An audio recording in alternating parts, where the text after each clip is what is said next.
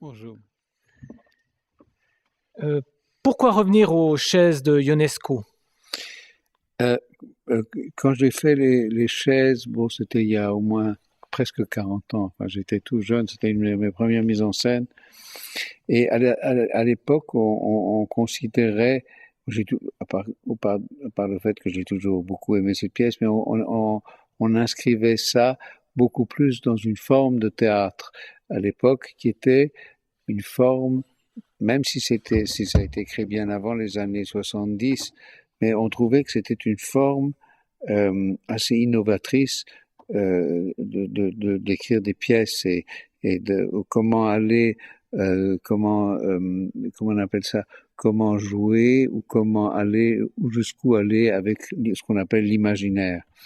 Aujourd'hui, je crois à mon âge, ce qui est intéressant, c'est, je crois, et ça on peut le lire aussi, c'est l'aspect de la solitude de ces deux personnes. C'est-à-dire que l'imagination et les fantasmes viennent de cette solitude et d'avoir envie d'être en compagnie et de ne plus être si seul et d'inventer tous les invités par besoin d'être parce que être isolé, seul et mourant, c'est trop triste. Et donc là, ils inventent vraiment, ils inventent tout un monde, toute une vie pour pouvoir mourir ce qu'ils veulent, pour mourir, pour mourir pas seulement comme deux vieux dans la solitude, mais mourir après avoir vécu encore beaucoup de choses sociales. Et qu'est-ce qui vous touche dans cet univers? Ben, toucher, c'est toujours difficile. Moi, au fond, au théâtre, c'est toujours difficile de dire ce qui me touche.